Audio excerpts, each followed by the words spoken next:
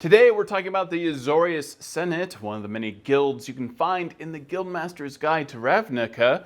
We're talking to Ari Levitch about that book. So tell me about the Azorius Senate.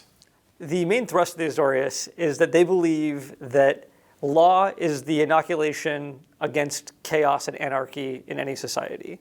So they essentially, the Azorius Senate has kind of three main branches that function as the lawmakers, the judiciary, so that all these judges, and then also essentially the street cops of the city. So they will enforce the law.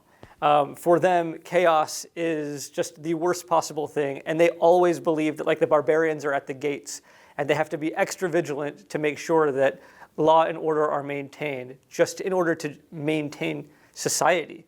The Azorius will appeal to players who want to be who want to play as either a cop, they really believe in doing good, and they believe in maintaining kind of law and order in the streets of Ravnica. It will appeal to people who might want a sense of authority to show that we are the enforcers of the law and kind of be able to kind of wave that around. It will appeal to those who really believe that that they know what is right, and that other people should kind of acquiesce to their authority. What's the benefit of being part of this faction? What makes that unique? Part of it is that they actually do have a sense of authority, that if I am an Azorius member and I show my guild signet, which is kind of showing my affiliation with this guild, there are people that will kind of act more, I guess, more according to the law and be aware that there is a cop around.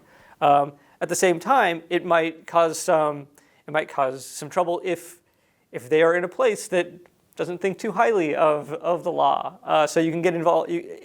Azorius characters, it's very easy for them to get into adventures.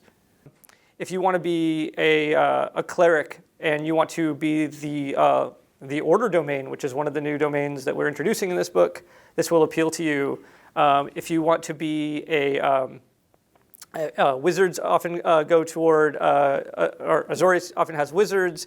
It might have fighters. If I just want to be, I want to be the street cop, and I believe in doing the right thing. So there's a whole range of things. What's beautiful about the book, actually, in general, is that it breaks down what it's like to have a party that has a mixed group of guilds, people affiliated with different guilds, all coming together for whatever common cause.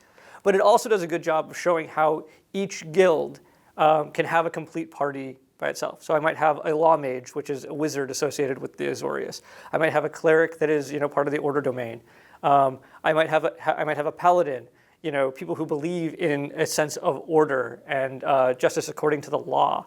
So you could have a complete party even if you wanted to stick to just one particular guild. Ravnica is a very cosmopolitan place, and it has all sorts of different races in there. What happens oftentimes is that certain races tend to gravitate to certain guilds because it kind of appeals to their sensibilities, but that doesn't mean that you can't put any race in any guild. So, but the races that are most commonly affiliated with the Azorius would be humans, and then one of our new races that we're introducing in Dungeons & Dragons, they're called the Vedalken.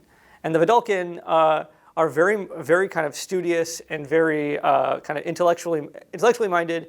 And so the Azorius is very appealing when they have a lot of the bureaucratic red tape or just the idea of citing the letter of the law. This is very much in line with how the Vedalken would see the world as a very ordered place that can be understood if it is studied, and those studies kind of are applied.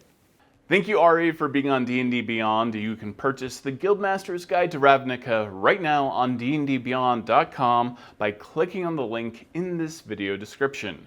I'm Todd Kenrick, your host. Thank you so much for watching.